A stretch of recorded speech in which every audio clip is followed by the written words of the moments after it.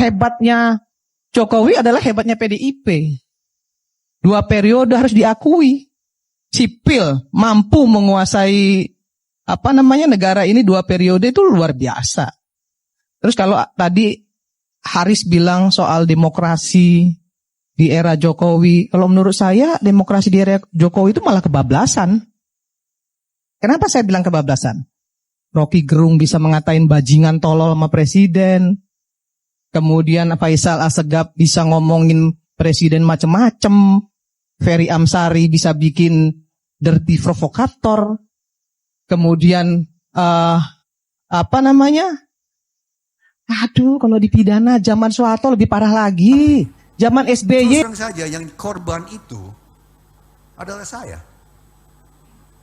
Waktu kami di oposisi 10 tahun itu selalu yang jadi pengaruh dan selalu faktor berhadapan dengan saya.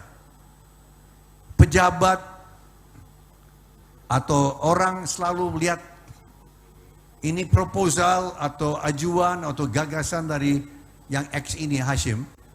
Mereka, wah, oposisi berbahaya. Kalau saya bantu Hashim nanti dipecat. Itu realita loh. Realita. 10 tahun. Saya agak-agak risih sebenarnya ya. Kalau bicara soal Jokowi itu seolah-olah Jokowi itu virus yang harus dihabisin gitu. Ada mahasiswa arkeologi mahasiswa teknik yang menanyakan mengenai rumitnya pengaruh politik dalam penentuan karir, jabatan, dan kesejahteraan ya, kalau saya bisa katakan ya Mbak, Dek ya. Pengaruh politik dalam penentuan karir, jabatan, penempatan, dan sebagainya Pak ya. Ya ini realita. Ini realita yang kita hadapi. Terus terang saja yang korban itu adalah saya. Waktu kami di oposisi 10 tahun itu selalu yang jadi pengaruh dan selalu faktor berhadapan dengan saya. Pejabat atau orang selalu melihat ini proposal atau ajuan atau gagasan dari yang X ini Hashim. Mereka, wah, oposisi berbahaya. Kalau saya bantu Hashim nanti dipecat.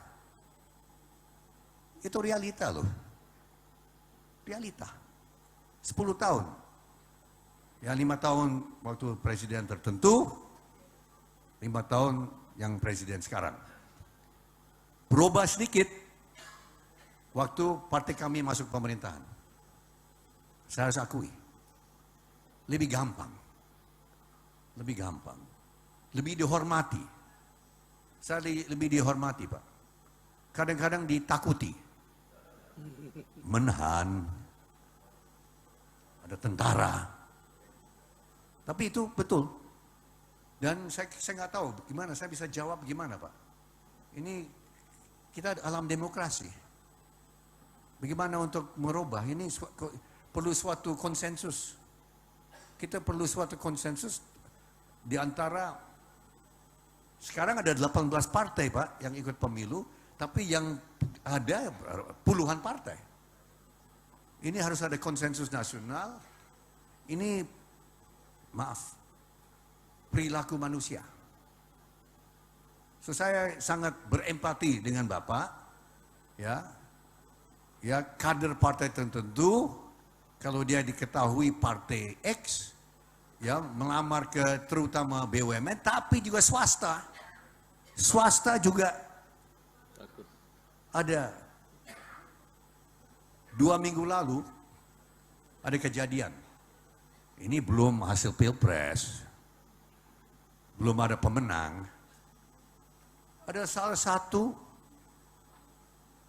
maaf, saya sebut aja, organisasi penyayang binatang. Penyayang binatang, pemerhati binatang, pencinta binatang datang ke kami, karena Prabowo pencinta binatang, saya pencinta binatang. Kerjasama kita bikin suatu lokakarya, satu seminar. Di situ saya umumkan salah satu prioritas dari pemerintah yang baru adalah undang-undang perlindungan hewan. Kita mau ciptakan undang-undang perlindungan hewan. Kenapa? Karena hewan kita, kucing, anjing, rusa, banyak disiksa. Monyet, kera disiksa. Disiksa-siksa orang penjahat. Di film dan diedarkan di internet. Coba. Orang-orang yang biadab. Kucing disiksa, digantung, kelinci, kuda-kuda yang diperlakukan dengan sadis dan keji. Nah ini, dan waktu itu, karena sponsor seminar itu adalah saya, organisasi saya, ada perusahaan, coba, ada perusahaan yang putus hubungan. Ada perusahaan yang putus hubungan dengan NGO LSM itu. Kasihan. Kasihan. Dana yang dia dapat dari perusahaan swasta diputus karena ada hubungan dengan saya. Mereka tidak lihat konteksnya.